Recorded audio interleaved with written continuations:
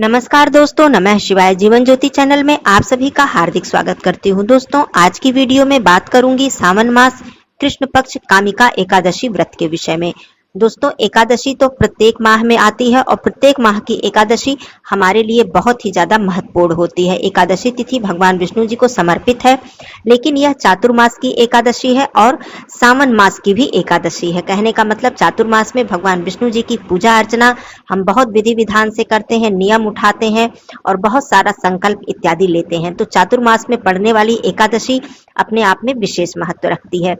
दोस्तों, कामिका एकादशी का व्रत किस दिन रखा जाएगा, इस व्रत को करने से क्या फल प्राप्त होता है, किस प्रकार से आपको पूजन अर्चन करना है, सब कुछ आप लोग जानेंगे। पारण की विधि भी जानेंगे। व्रत को शुरू करने से पहले क्या नियम है, सारी जानकारी आपको मिलने वाली है। तो दोस्तों, आप लोग चैनल पे पहली बार हैं तो चैनल को सब्सक्राइब कर लीजिएगा।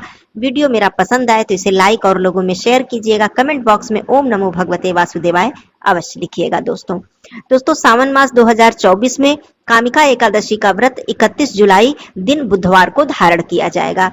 तिथि प्रारंभ हो जाएगी 30 जुलाई को शाम को 4:44 पर और यह समाप्त होगी अगले दिन 31 जुलाई को शाम को 3:55 पर। उदया तिथि के अनुसार 31 जुलाई को यह व्रत धारण किया जाएगा। दोस्तों, कामिका एकादशी व्रत का पारण करने का जो समय है वो अगले दिन यानी 1 अगस्त दिन गुरुवार को सुबह 5:43 से लेकर सुबह 8:24 तक किया जा सकेगा। इसी समय के बीच में आप लोग यदि पारण करते हैं तो इससे व्रत का संपूर्ण फल हमें प्राप्त होता है।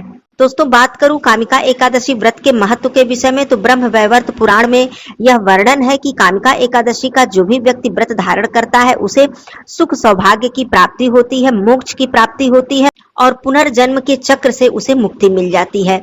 भक्तों के वर्तमान पाप और पिछले जन्म के तमाम पाप नष्ट हो जाते हैं। तो एकादशी का व्रत हम सभी लोगों को अवश्य ही करना चाहिए। दोस्तों, बुधवार का दिन पड़ रहा है। इस दिन हम पीपल पूजा, तुलसी पूजा बिल्कुल विधि विधान से कर सकते हैं, कोई दोष नहीं है। आप लोग व्रत का जो प्रारंभ है वो दशमी तिथि से ही करें, अर्थात दशमी तिथि से ही व्रत के नियमों का पालन करें। इस दिन आप तामसिक भोजन का त्याग कर दें। नियम यहाँ तक है कि संध्या के बाद अर्थात सूर्यास्त के बाद अन्न ग्रहण न करें, लेकिन यदि नहीं चल पाता है तो आप लोग अन्न ग्रहण करें, लेकिन शुद्ध और सात्विक भोजन का आप लोग सेवन करें। ब्रह्मचर्य का पालन करते हुए, भगवान का ध्यान करते हुए हमें व्रत का प्रारंभ करना चाहिए। अगले दिन सुबह सवेरे उठकर ब्रह्म मुहूर्त में स्नान करना चाहिए और हमें सबसे पहले व्रत का संकल्प लेना चाहिए। भगवान सूर्य देव जी की पूजा, माता तुलसी जी की पूजा। माता तुलसी जी को जल अर्पित नहीं करना चाहिए, चंदन पुष्प इत्यादि से उनकी पूजा करनी चाहिए, उनकी परिक्रमा करनी चाहिए, धूप दीप प्रज्वलित करना चाहिए। इस दिन पीपल पूजा करने का विशेष महत्व है। वैसे भी चातुर्मास में बहुत से भाई बहन पीपल पूजा करने का नियम लेते हैं अर्थात संकल्प लेते हैं, तो उन्हें तो करना ही है। लेकिन आप सभी लोग भी, जो लोग प्रतिदिन नहीं कर रहे हैं, वो लोग भी एकादशी तिथि पर पीपल पूजा अवश्य करें। पीपल पूजा करने के लिए आप स्वच्छ जल में काला तिल डालें, थोड़ा सा मिष्ठान डालें, पुष्प डालें और जल अर्पित करें। जल अर्पित करते समय ओम नमो भगवते वासुदेवाय या फिर ओम परमात्मने नमः, ओम नमो नारायणाय नमः, इस तरह से मंत्रों का जप करना चाहिए। भगवान विष्णु जी के मंत्रों का जप करना चाहिए और पीपल की परिक्रमा करनी चाहिए। पीपल के समक्ष धूप दीप प्रज्वलित करना चाहिए। इस तरह से पीपल पूजा करते हुए हमें भगवान विष्णु जी से प्रार्थना करनी चाहिए कि हमारे तमाम दोष पाप को आप क्षमा कीजिए, नष्ट कीजिए और हमारा उद्धार कीजिए। इस तरह से पीपल पूजा करनी चाहिए। सावन मास है तो हम शिव जी की पूजा तो करेंगे ही। हमें शिवालय में जाकर, शिव मंदिर में जाकर भगवान शिव जी को जल अर्पित करना चाहिए, काले तिल अर्पित करने चाहिए, बेलपत्र, समीपत्र, जो भी सामग्री आपके पास हो भगवान शिव जी को आप लोग अर्पित करें। पूरे शिव परिवार की पूजा करें। ओम नमः शिवाय या नमः शिवाय मंत्र का जप करें, मंदिर में दीपक जलाएं। इस तरह से आपको सावन मास में भगवान शिव जी और भगवान विष्णु जी की पूजा करनी चाहिए। बात करूं घर पर पूजा करने की, तो घर पर आप एकादशी पर, प्रत्येक एकादशी पर आप चौकी स्थापित करके पीला वस्त्र बिछाकर भगवान विष्णु जी, माता लक्ष्मी जी की प्रतिमा को स्थापित करके विधि विधान से पूजन अर्चन कर सकते हैं। घर के मंदिर में भी आप लोग पूजा अर्चना कर सकते हैं। एकादशी के दिन विशेष रूप से आपको पीले वस्त्र धारण करने चाहिए। भगवान विष्णु जी को पीला वस्त्र अर्पित करना चाहिए, जनेऊ अर्पित करना चाहिए, तुलसी पत्र आप जरूर अर्पित करें। भोग प्रसाद में आप पीले फल, सात्विक शुद्ध फलाहारी भोग प्रसाद अर्पित करें, मिठाइयां अर्पित करें जिसमें कि अनाज का प्रयोग न हुआ हो, क्योंकि एकादशी पर हमें अनाज का भोग नहीं लगाना चाहिए। हम अन्न का सेवन नहीं करते हैं और भगवान विष्णु जी को भी अन्न का भोग नहीं लगाते हैं। इस तरह से भोग प्रसाद आप अर्पित करते हुए भगवान विष्णु जी की आरती करें। पाठ करने की जहां तक बात है, तो यदि आपने किसी विशेष पाठ करने का आपने नियम लिया है, संकल्प लिया है, तो आप उस पाठ को बिल्कुल करें। नहीं तो ओम नमो भगवते वासुदेवाय, या फिर आप गजेंद्र मोक्ष का पाठ, नारायण कवच का पाठ, विष्णु सहस्त्र नाम का पाठ, जो कि तमाम समस्याओं को और तमाम बंधनों को काटने वाला है, इसका पाठ आप कर सकते हैं। विष्णु चालीसा का पाठ कर सकते हैं। ये सारे पाठ करने के बाद आप आरती करें, भगवान विष्णु जी से क्षमा प्रार्थना करें और व्रत रखें। पूरे दिन आप व्रत धारण करें। इस व्रत में दोस्तों बहुत से लोग मीठा फलाहार भी धारण करते हैं और सेंधा नमक का सेवन भी किया जाता है। ऐसा कोई नियम नहीं है कि आप नमक नहीं खा सकते हैं। महिलाएं जो है, माताएं बहनें, एकादशी के दिन बालों को न धुलें। सिंदूर आप लगा सकती हैं, पीला सिंदूर भी लगा सकती हैं, लाल सिंदूर भी लगा सकती हैं, लेकिन एकादशी के दिन बालों को नहीं धुलना चाहिए। गंगा जल इत्यादि छिड़क कर आप पवित्र हो जाएंगी।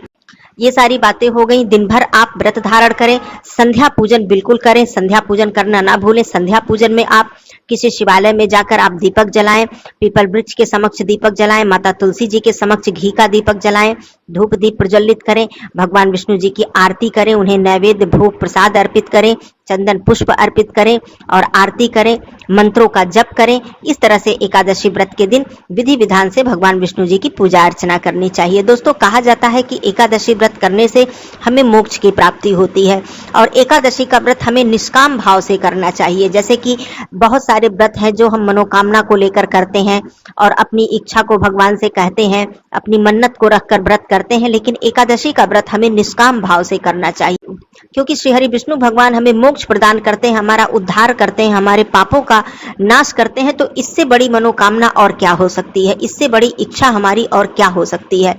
तो हमें वैसे तो सभी पूजा जो है, सभी व्रत उपवास हमें निष्काम भाव से करना चाहिए। कहा जाता है कि निष्काम भाव से जो भी हम पूजन अर्चन करते हैं उसका फल हमें अत्यधिक मिलता है। हमें नहीं पता कि हमें भगवान कितना हमें दे देंगे और कितनी कृपा हमारे ऊपर कर देंगे। यदि हम मन्नत रखेंगे तो कोई एक इच्छा रखेंगे, कोई दो इच्छा उनके समक्ष रखेंगे, लेकिन वो जब कृपा करते हैं तो हमारी न जाने कितनी इच्छाएं पूर्ण कर देते हैं। लेकिन हम मनुष्य हैं, हमारी तमाम इच्छाएं हैं, हमारी तमाम परेशानियां हैं, हमारे दुख हैं, तो हम किससे कहते हैं? हम भगवान के समक्ष ही कहते हैं, उनसे ही विनती प्रार्थना करते हैं। तो ऐसी बात नहीं है कि कोई मनोकामना लेकर हम पूजन अर्चन या व्रत न रखें, लेकिन एकादशी की बात मैं करूं तो इसे आप निष्काम भाव से एकादशी का व्रत आप कर सकते हैं। अब बात करूं कि जो भी बहनें या फिर जो भी भाई चाहते हैं कि एकादशी का व्रत हम प्रत्येक माह की एकादशी का व्रत शुरू करें, तो बहुत ही अच्छा समय है। सावन मास की शुक्ल पक्ष की पुत्रदा एकादशी से आप व्रत का प्रारंभ कर सकते हैं। वैसे तो एकादशी व्रत का प्रारंभ करने का नियम उत्पन्ना एकादशी से बताया गया है, क्योंकि इसी दिन माता एकादशी जी की उत्पत्ति हुई थी, तो इसलिए वह प्रथम एकादशी मानी जाती है। लेकिन सावन मास अपने आप में बहुत ही पवित्र और बहुत ही विशेष है, तो इसलिए सावन मास की शुक्ल पक्ष की पुत्रदा एकादशी से आप व्रत की शुरुआत कर सकते हैं। लेकिन मैं ये कहूंगी कि जो भी भाई बहन व्रत नहीं धारण करते हैं, उन्हें भी व्रत के समस्त नियमों का पालन करना चाहिए। जितने भी व्रत के नियम बताए गए हैं, समस्त नियमों का पालन, जैसे कि पूजा अर्चना, धूप दीप नैवेद्य, आरती पाठ स्तोत्र इत्यादि का सब कुछ करना चाहिए। व्रत की जहां तक बात है, आप नहीं रख सकते हैं तो आप सात्विक और शुद्ध भोजन ग्रहण कीजिए। इस दिन आपके घर में लहसुन प्याज वाला भोजन ना बने, सभी लोग शुद्ध सात्विक भोजन ग्रहण करें, चावल का सेवन न करें, तो समझिए आपका व्रत हो गया। यही सबसे बड़ी पूजा है। तो इस तरह से आप अपने नियम को अपनाकर व्रत का संपूर्ण लाभ प्राप्त कर सकते हैं। अब बात करूं पारण के समय की, समय तो मैंने बता दिया है। शुभ समय में पारण करना चाहिए, हरिवासर समाप्त होने के बाद पारण करना चाहिए, द्वादशी तिथि में पारण करना चाहिए, दान करके पारण करना चाहिए। ये सब एकादशी के पारण के नियम है दोस्तों। इससे क्या होता है कि हमें एकादशी का जो संपूर्ण फल है वो प्राप्त होता है। तो द्वादशी का जो दिन है, इस दिन भी आपको सुबह सवेरे उठकर एकादशी के तरह ही आपको पूजन अर्चन करना चाहिए, क्योंकि जो द्वादशी तिथि है दोस्तों, यह भी श्री हरि विष्णु भगवान जी को ही समर्पित है। अत्यधिक महत्व हमारे शास्त्रों में, हमारे धर्म में बताया गया है द्वादशी तिथि का। इस दिन भी आप पूजन अर्चन विधि विधान से करके और सबसे पहला काम आपको दान करना चाहिए या फिर ब्राह्मण को भोजन कराना चाहिए, गौ माता को भोजन निकालना चाहिए गौ माता के लिए। ये सारे कार्य करने के बाद ही आपको तुलसी पत्र ग्रहण करके भगवान विष्णु जी के चरणों में जो आपने भोग प्रसाद अर्पित किया है उसे ग्रहण करके आपको सर्वप्रथम जल ग्रहण करना चाहिए, पारण करना चाहिए। और भोजन करते समय मैं हर वीडियो में बताती हूँ कि तामसिक भोजन आपको नहीं करना चाहिए। आप बैगन, मूली, गोभी, साग इत्यादि का सेवन न करें, मसूर की दाल का सेवन न करें, लहसुन प्याज का सेवन न करें। शुद्ध सात्विक भोजन करके आप एकादशी व्रत का पारण करें। एकादशी व्रत के पारण के दिन हमें दिन में शयन नहीं करना चाहिए। पारण में आप चावल खा सकते हैं, चावल का दान भी कर सकते हैं। केवल एकादशी और दशमी तिथि पर हमें चावल नहीं खाना चाहिए। तो इस तरह से द्वादशी पर आप चावल खाएं, चावल का दान करें, दिन में शयन ना करें। ये सारी चीजें द्वादशी तिथि पर वर्जित बताई गई हैं। 3 बार भोजन करने का नियम नहीं होता है, मतलब 3 बार अनाज वाली चीजों का सेवन आप ना करें। ये सारे नियम हैं एकादशी व्रत के पारण के। तो आप लोग विधि विधान से, चातुर्मास है, आप लोग विधि विधान से पूजन अर्चन करें। व्रत रख पाए तब भी और न रख पाए तब भी आप इस प्रकार से पूजन अर्चन करके भगवान विष्णु जी, माता लक्ष्मी जी, भगवान भोलेनाथ जी की कृपा अवश्य प्राप्त करें। कोई प्रश्न हो तो पूछिएगा। फिर मिलती हूँ अगले वीडियो में, तब तक के लिए धन्यवाद। नमः शिवाय। हर हर महादेव।